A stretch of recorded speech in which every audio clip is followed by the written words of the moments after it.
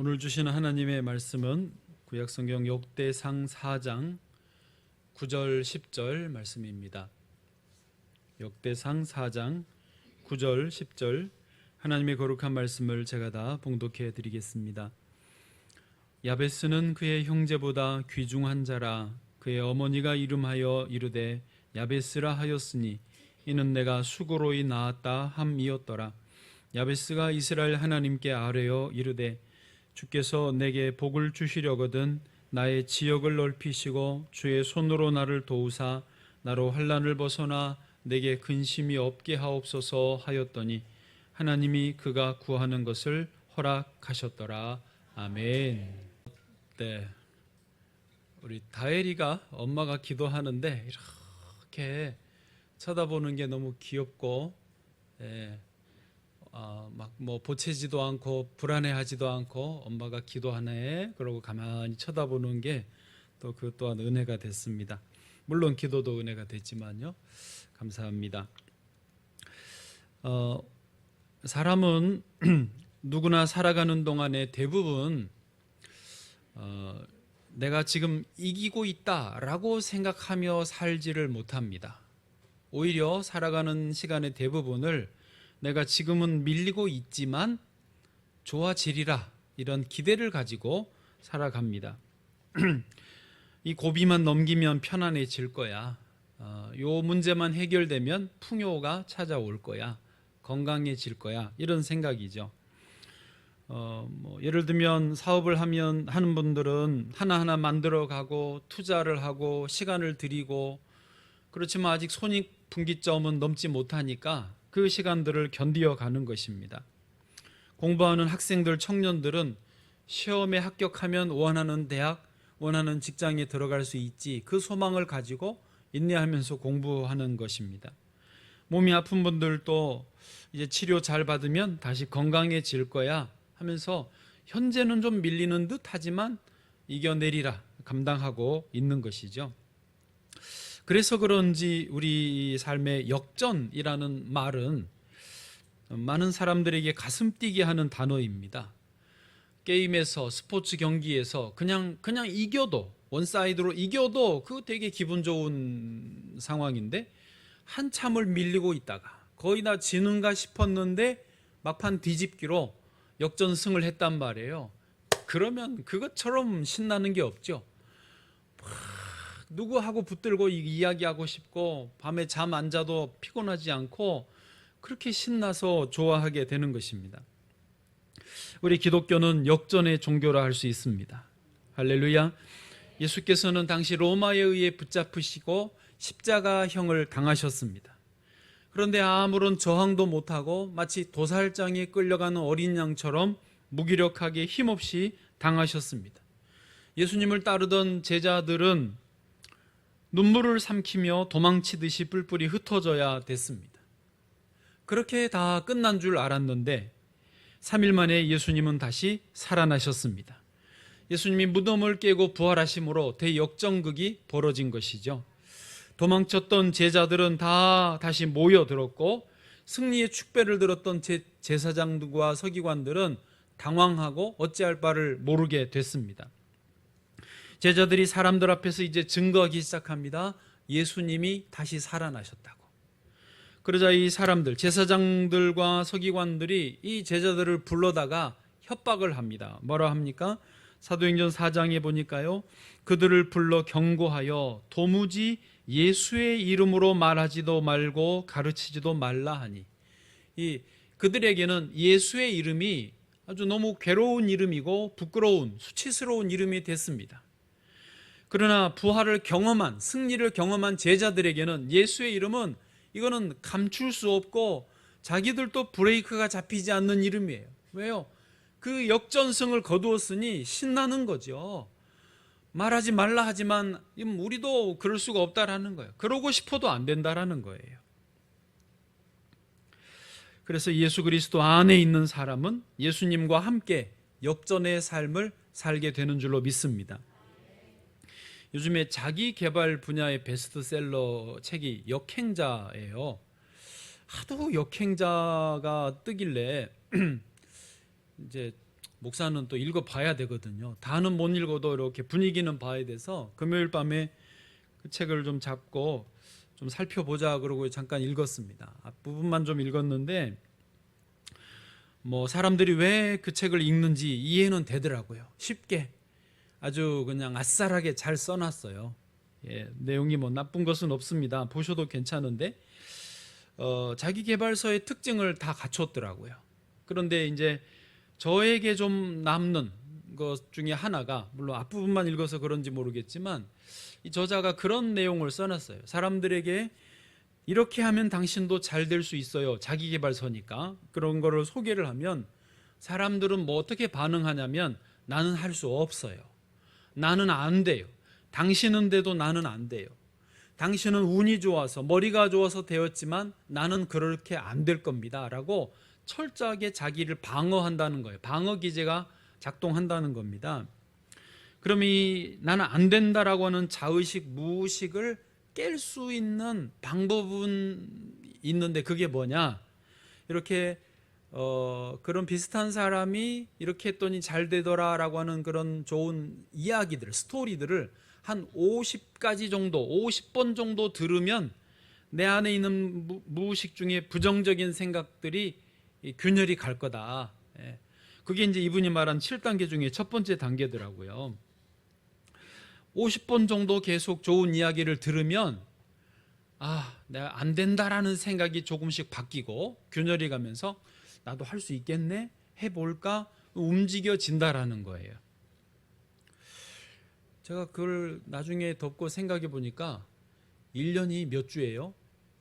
52주더라고요. 교회를 다니는 분들은 52주는 최소한 한 주에 한 번씩 이 좋은 이야기를 듣는 거예요. 예수 그리스도 이야기를 들으면 역전의 드라마를 언제나 듣는 거예요. 십자가에 돌아가셨는데 부활하셨다라는 소리를 언제나 듣기 때문에 자동적으로 나는 안 된다라는 생각은 사라지고 주 안에서 할 수 있다. 건강하리라, 승리하리라, 이게 들어온다라고 하는 것이죠. 이건 제가 덧붙인 거예요. 그 책에는 없지만.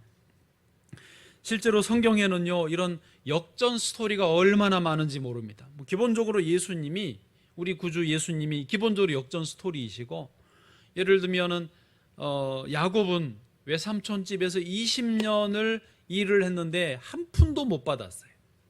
그런데 막판에 하나님이 복을 주시니까 한때 두 때나 이루는 거부가 되어 고향으로 돌아왔지 않습니까? 역전의 드라마예요. 요셉도 그렇지 않습니까? 형들에게 팔려서 16년 동안 종살이, 노예살이 했는데, 그 감옥살이 했는데 만 30에 하루아침에 애굽의 총리가 되는 역전 드라마, 그런 드라마가 없습니다. 우린 맨날 그런 거 듣는 거예요. 다니엘은 사자굴에 던져졌는데 오히려 살아서 돌아왔고, 다니엘을 던지려고 모략했던 신하들이 던져져서 사자의 밥이 돼버렸어요. 모르드게 하만이 장대에 달려고 했는데 오히려 그 장대에 하만이 달리고 말았지 않았습니까? 그런 역전의 드라마예요. 다윗도 10몇 년을 도망자로 망명자로 살았다가 이스라엘의 왕이 된 그런 역전의 드라마가 있는 것이죠.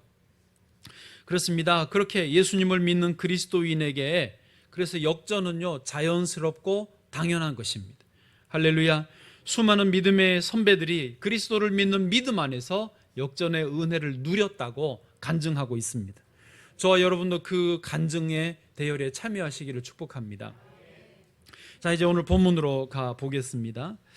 역대기서 1장부터 9장까지 족보가 이어져서 좀 목요일, 금요일, 토요일 3일 동안 성경 읽기가 조금 그러셨죠? 네, 제가 보니까 통독 방에 나눔이 있는데 평소에 쭉 잘 나눔해 오시던 분들도 요 3일 동안은 그래도 나눔하는 분들이 있기는 있지만은 요 3일 동안은 대부분은 읽었어요로 끝나시던데요. 어쩔 수 없이. 네, 그래도 와중에 한 구절을 찾아서 적으신 분도 있고요. 게다가 여기 4장부터는 족보가 제가 봐도 헷갈려요.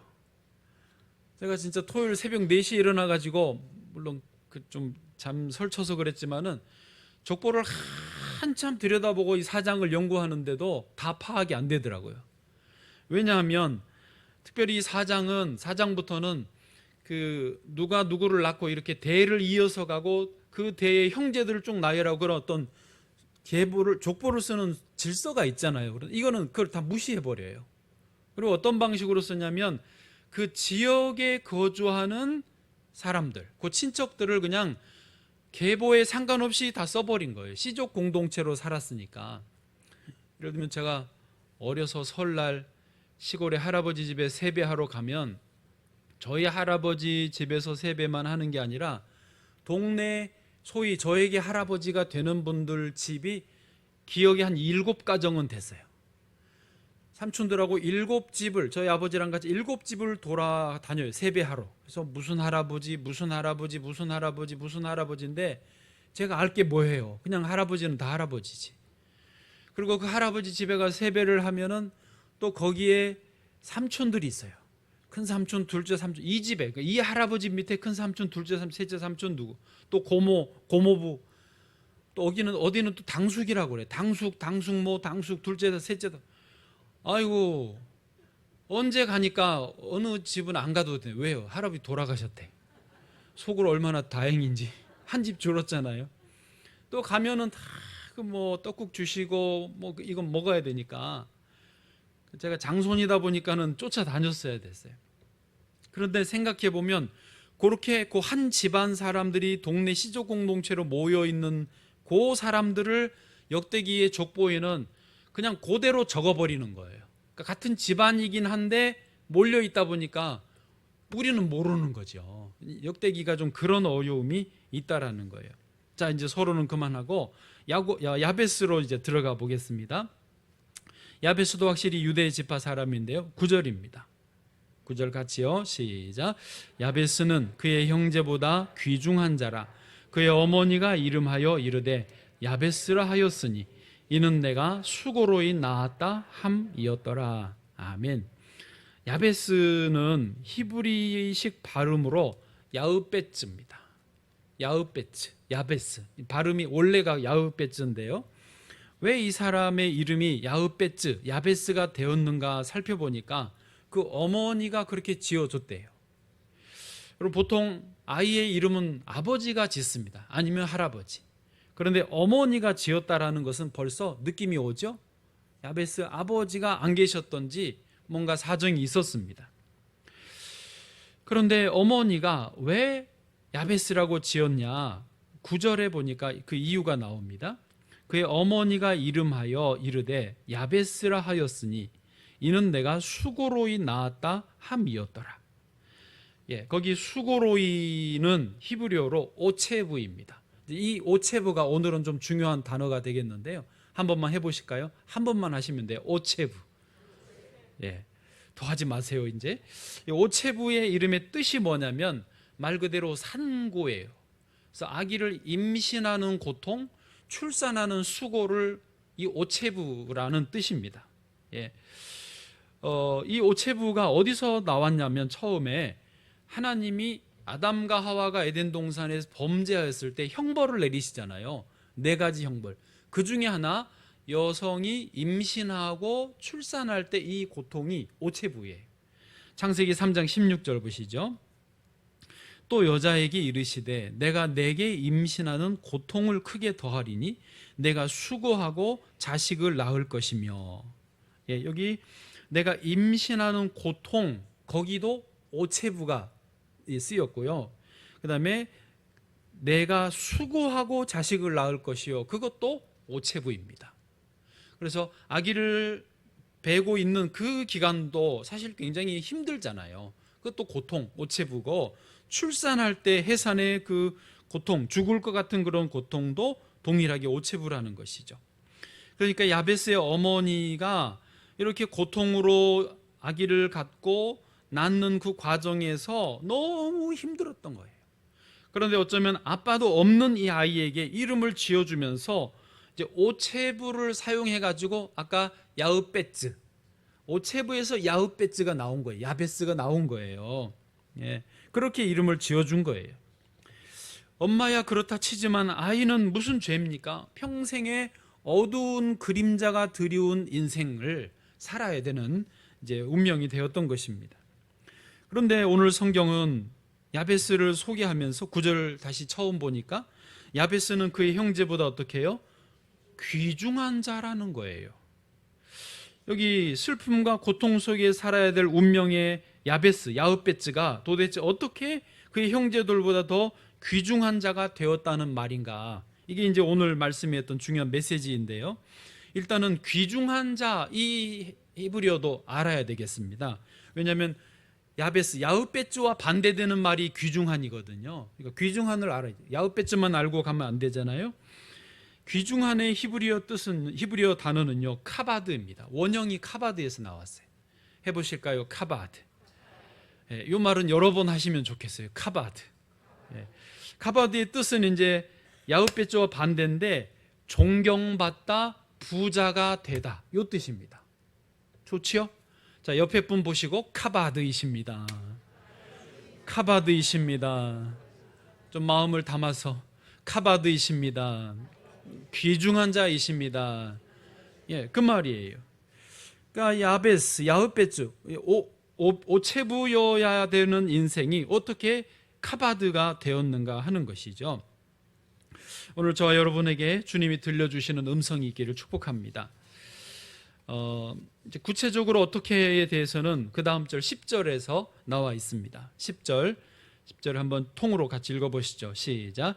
야베스가 이스라엘 하나님께 아뢰어 이르되 주께서 내게 복을 주시려거든 나의 지역을 넓히시고 주의 손으로 나를 도우사 나로 환난을 벗어나 내게 근심이 없게 하옵소서 하였더니 하나님이 그가 구하는 것을 허락하셨더라. 아멘. 야베스가 어떻게 했는가, 오늘 10절인데 두 가지로만 정리를 하겠습니다. 첫 번째는 뭐냐면 야베스는 기도하였다는 말입니다.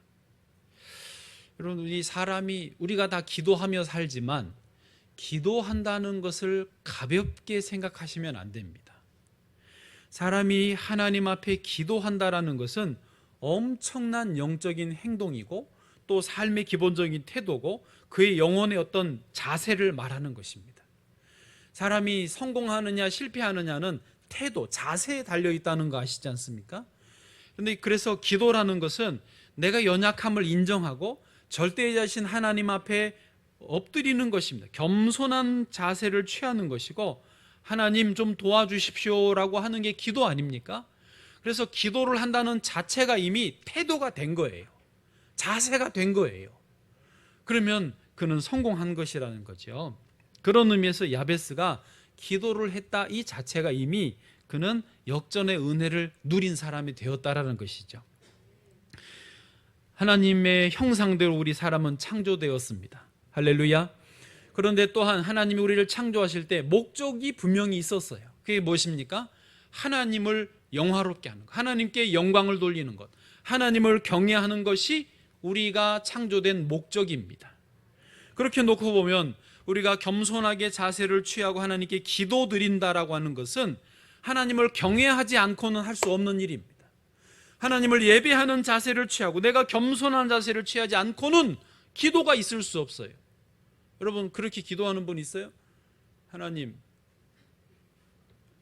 말이에요. 하나님, 이런 분 있어요? 그건 기도가 아니죠. 갑자기 불이 들어오네. 네. 기도하려면 주여, 난 할 수 없습니다. 나는 죄인입니다. 도저히 내가 어떻게 방법이 안 됩니다. 하나님 좀 도와주십시오. 그게 기도 아닙니까? 그게 벌써 자세가 제자리에 돌아온 것이죠. 그런데 이것은 아무나 누릴 수 있는 권리가 아닙니다. 이미 인간은 죄로 오염되어서 하나님 앞에 스스로 나아올 수 있는 능력을 상실해 버렸습니다. 회로가 고장이 나서 망가져 버려서 하나님께 원래 하나님을 예배하도록 지음 받았는데 못 나오는 거예요. 자꾸 하나님이 있으면 나와보라 그래, 하나님 봤어, 이런 말이나 하고 말이죠. 그래서 오직 은혜를 입은 사람들만이 하나님 앞에 겸손히 나올 수 있는 것입니다. 하나님은 또한 그 길을, 예수 그리스도를 보내주셔서 활짝 열어주셨습니다. 예수 그리스도를 듣고 믿는 사람에게는 언제든지 하나님 앞에 나아올 수 있고 예배드릴 수 있고 기도할 수 있게 되어진 것입니다. 오늘 저와 여러분이 예배를 드리는 것은요, 전적인 주님의 은혜입니다. 그리고 야베스가 기도하였다처럼 지금 우리는 하나님을 예배하고 기도하고 있는 상태입니다. 우리는 역전의 은혜를 누리고 있는 줄로 믿습니다. 저는 엊그제 금요 기도회도 그걸 느꼈어요. 찬양을 하는데 앉아서 찬양 인도자를 따라서 찬양을 같이 부르는데요, 그날은 베이스 기타도 없었습니다. 싱어들도 별로 없었어요. 그래도 하나님이 계시는 거예요. 주님을 예배하고 주님을 찬양하는 그 시간이, 찬양도 그날따라 엊그제 따라 좀 잠잠하게 불렀는데 얼마나 그 마음이 평안한지요. 내 영혼이 얼마나 즐거운지 몰랐어요. 너무 좋더라고요. 말씀을 나누고 또 같이 찬양 부르고 기도하는데 계속 마음에 주님이 즐거움을 주세요. 기쁨을 주세요. 이러다 이거 밤새 하겠다.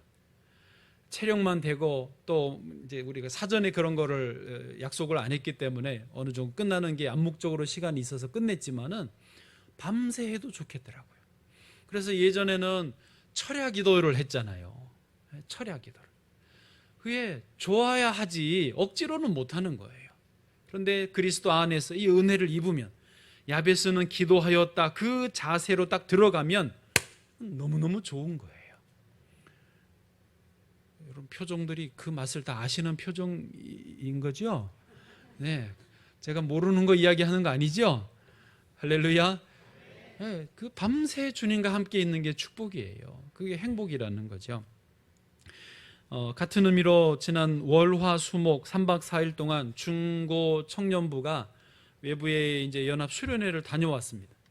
제가 갈 때도 출발 기도를 잠깐 해주고 올 때도 이제 도착 감사 기도를 했습니다. 그래서 갈 때 이 청년들 아이들의 얼굴과 표정을 봤고 왔을 때도 표정과 이 눈빛을 봤어요. 근데 달라요. 다 갈 때보다 왔을 때 너무 좋았다라는 거예요. 그런데 이게 좋았다라는 게 말은 다 저한테니까 좋았다라고 하지만 저는 눈빛을 보지요. 그런데 거기 프로그램이 좋고 또 그 예술 팀들이 했기 때문에 굉장히 내용은 좋았겠지만 그런 어떤 예술적인 문화적인 혜택을 보고 와서 재밌었다고 좋았다라고 하는 느낌과 영적으로 은혜를 받아서 정말로 좋았다라고 하는 것은 달라요.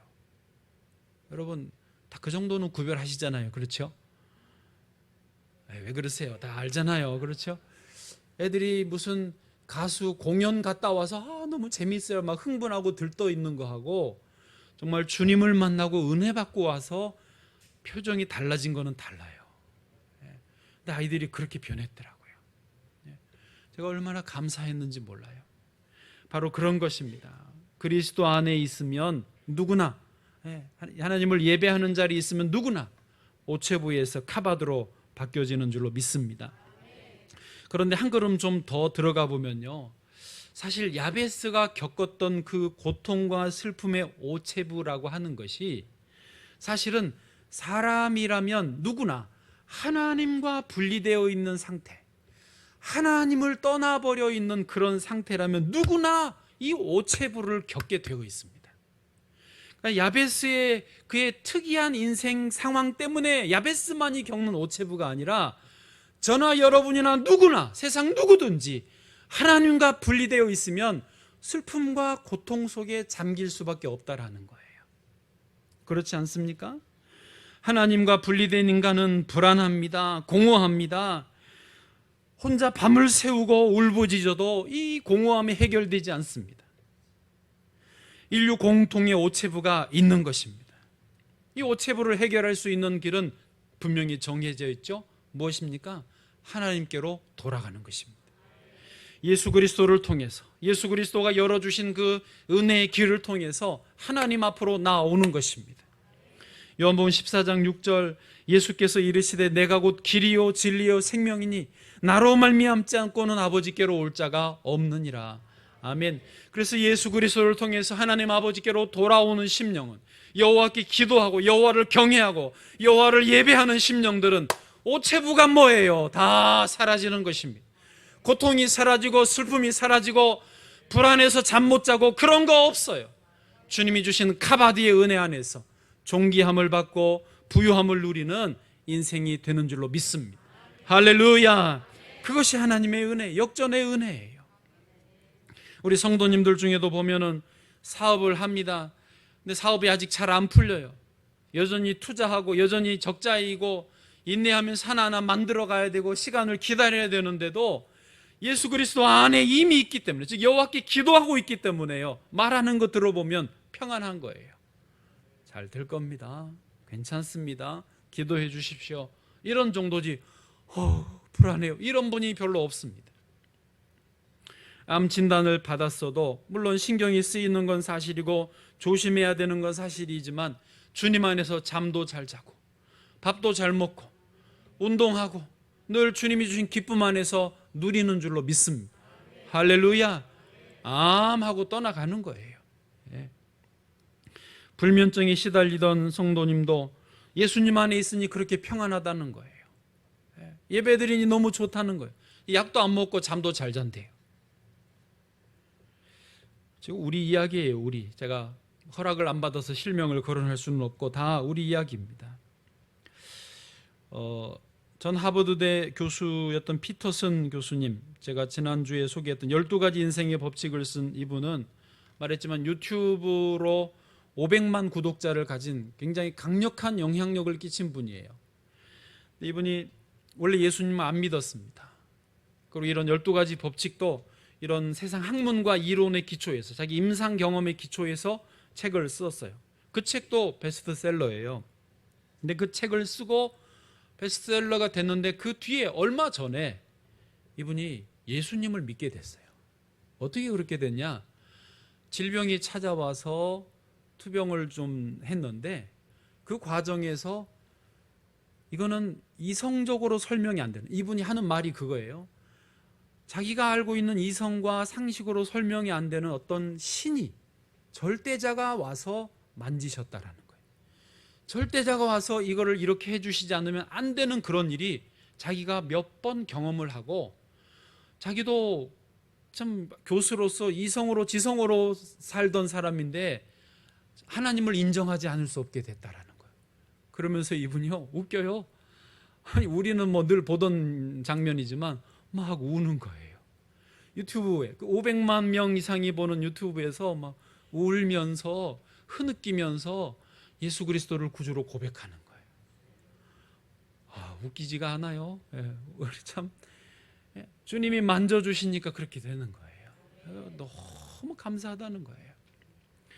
그런데 또 그 딸이 나와서 또 간증을 해요.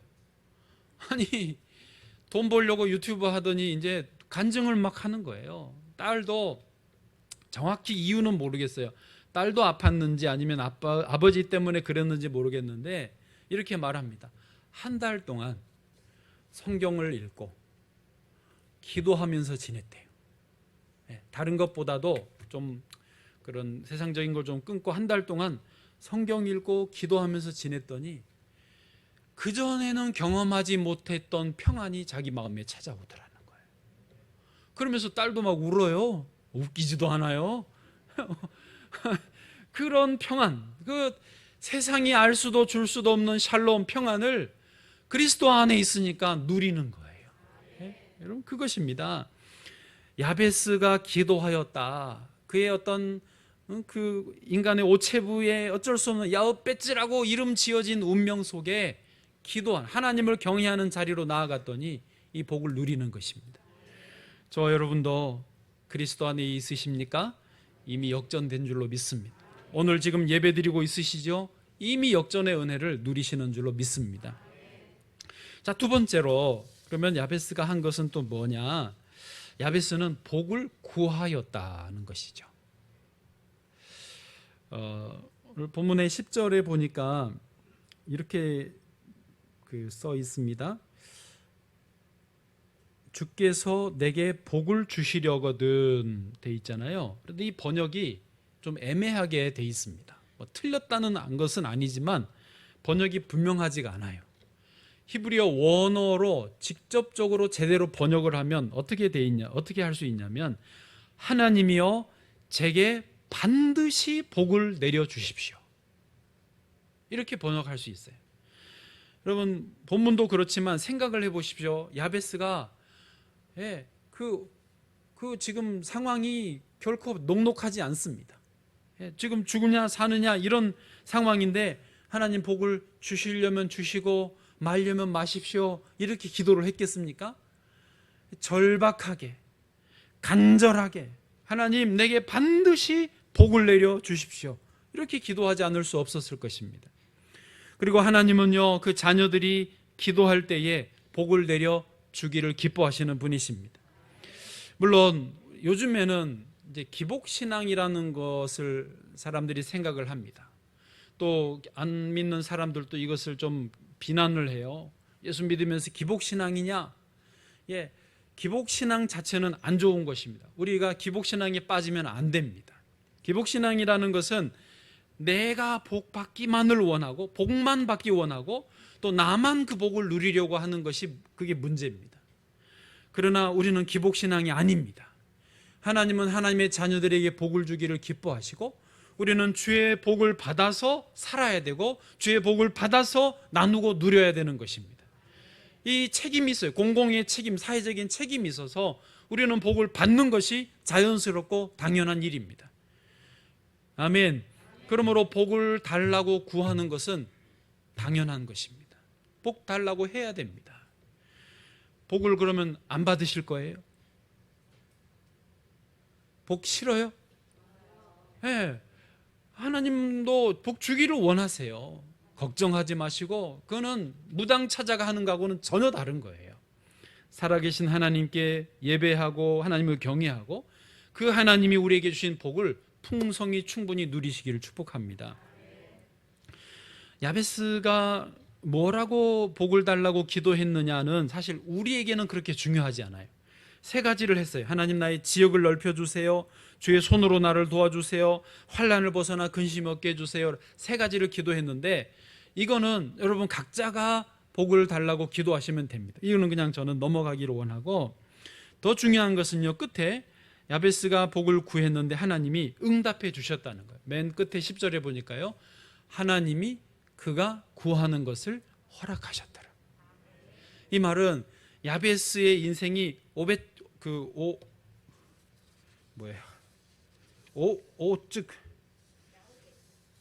야우빼찌고 오체부에서 나도 헷갈려. 우리말이 아니다 보니 오체부에서 카바드로 바뀐 인생의 역전의 은혜가 자기의 노력으로 자기의 어떤 능력으로 된 것이 아니라 하나님의 기도의 응답으로 되었다라는 것을 말하는 거예요. 이해되십니까? 우리도 오체부에서 카바드로 전환되는 역전의 은혜를 누리는 것이 하나님의 은혜로 되기를 원합니다. 물론 우리가 할 일은 해야죠. 성실하게 하고 노력할 일은 해야 되죠. 그러나 그 모든 주권을 가지고 결정하는 분은 하나님이심을 믿습니다.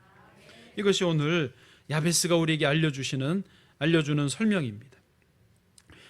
사람은요, 살아가면서 어떤 자아 정체성, 어떤 아까 말한 자아상, 자의식이 계속해서 변해갑니다.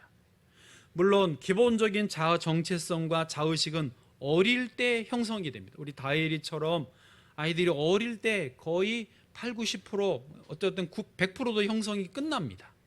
그렇지만 전문가들이 말하는 것, 또 뇌를 연구하는 분들도 말하는 걸 이렇게 이제 심리학자, 임상심리학자, 정신분석학자, 상담가들 다 연구해 보니까 말하는 걸 들어보니까 이 자아 정체성, 자의식은 형성이 됐지만 시간이 지나면 이미 어른이 되어도 바뀔 수 있대요. 그러니까 근본적으로 완전히 바뀔 가능성은 좀 낮지만 부분적으로 계속 수정이 된다라는 거죠. 그래서 뇌에도 가소성이라는 게 있어요. 뇌의 가소성은 이게 수정되는 거예요. 인간이 낯선 환경에 가도 적응하며 사는 이유가 뇌의 가소성 때문에 적응을 하기 때문에 그렇다라는 거죠. 이게 이제 왜 이 말씀을 드리냐면 아까 처음 시작한 것처럼 나는 내 인생의 역전은 없다. 야베스는 야베스고 나는 나다. 이렇게 생각하는 것을 깨셔야 됩니다. 주님이 깨주시겠지만은 내 스스로도 어느 정도는 노력을 해야 된다라는 것이죠. 그래서 그런 분들의 말은 어깨를 펴라는 거예요. 자세도. 저가 좀 사실은 좀 꾸부정하거든요. 제일 제가 자극받았는데 어깨를 펴고 당당하게 똑바로 서라는 거예요. 이 자세를 바르게 하는 것만으로도 엄청난 이 역전의 은혜가 임한다라는 거예요. 이거는 이제 의학적인, 과학적인 설명입니다. 그런데 이제 영적으로 다시 들어가면 이야기 하나만 해드리고 마칠게요. 야베스가 유명해진 것은 야베스의 기도라는 책 때문입니다. 읽어보신 분 계세요? 많이들 읽어보셨어요. 예.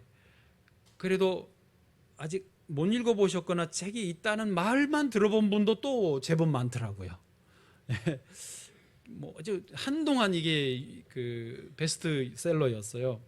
기회가 되시면 읽어보시는데 그 내 책 중에 저한테도 아주 인상 깊게 남는 이야기가 하나 있습니다. 그것만 해드릴게요. 마칠게요.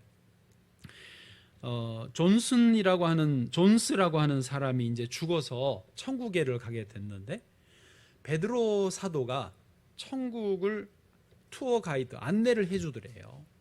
그래서 얼마나 신납니까? 천국에 입성했겠다. 여기저기 천국의 그 아름다운 모습들을 구경하러 다니니 얼마나 신났겠어요. 베드로 안내를 받아서 구경을 하는데 그쪽에 보니까 커다란 창고 같은 건물이 있는데 창문도 없고 그냥 큰 건물로만 있더래요. 그래서 베드로에게 존스가 물었답니다. 저거는 뭡니까? 저거는 왜 안 보여줍니까? 했더니 베드로가 이 표정을 좀 그냥 저거는 안 봐도 돼. 안 보는 게 좋아. 볼 필요 없어. 그러더래요. 근데 사람이 또 심리가 그러면 더 보고 싶잖아요. 더 궁금하다고, 꼭 보고 싶다고. 안 된다고, 보면 안 된다고 자꾸 그러는데도 하도 조르니까 베드로 사도가 존스를 그 건물로 데리고 갔습니다. 문을 열고 들어가 보니까 바닥부터 저 꼭대기까지 그런 거 이제 헬스장의 그 개인 수납장, 개인 사물함 같은 거 있잖아요. 자그맣게 해가지고 꼭 필수적인 것만 보관하게 돼 있는 그 사물함들이 있어요. 그런 사물함 같은 게 빨간 리본으로 이렇게 리본이 있고 이름들이 다 써 있는 게 수많게 있는 거예요. 그러니까 이제 또 궁금하죠. 내 이름은 어디 있나? 베드로가 더 칠색팔색을 하면서 아이고 찾지 말라고, 안 보는 게 좋다고. 근데 그럴수록 사람 심리는 더 보고 싶은 거예요. 제발 좀 보여달라고 막 조르니까 하는 수 없이 베드로가 너 후회하지 않기로 약속한다. 그리고는 그 자기 거를 찾아서 열어줬어요. 그 사물함을 열었더니 요런 종이에 글씨가 이렇게 쭉 써 있는 거예요. 뭔가 하고 이렇게 읽어보니까 바로 후회했대요. 왜냐? 거기에 이제 존스라고 이름이 써 있고 이 땅에 사는 동안 하나님이 내려주시려고 예비하신 복, 그 선물 목록들이 쫙 써 있는데 자기는 그런 게 있는 줄도 몰랐고 또 이 땅에 사는 동안 그 복을 제대로 구하지도 못했고 누리지도 못했더라는 거예요. 후회했게요, 안 했게요? 후회하죠. 차라리 보지 말걸. 그 예화가 이 책에, 야베스의 기도 책에 참 인상이 깊습니다. 여러분, 그게 사실이든 아니든 그 예화 자체는요, 하나님이 우리에게 복을 주시려고 하는 것은 사실입니다. 아멘. 부모님들은 그렇지 않습니까? 자녀가 잘 되기를 바라고 할 수 있으면 복을 주기를 원하지 않습니까? 나 때문에 자녀가 망하기 원하는 부모 있습니까? 그런 부모 없습니다. 하물며 하늘 아버지는 우리에게 복을 주기를 원하십니다. 뭔가를 또 준비해 놓으셨습니다. 아름다운 선물들을, 크고 놀라운 계획을 가지고 계시는 줄로 믿습니다. 그러면요, 야베스처럼 복을 구해야 돼요. 하나님이 주신 복 없이 살 수 있는 인생은 없습니다. 하나님 내게 복을 주십시오. 구체적으로 무엇을 구할지는 여러분이 정하시되 분명하게, 끈질기게, 인내하면서 구하실 때 하나님이 넉넉하게 부어주실 줄로 믿습니다.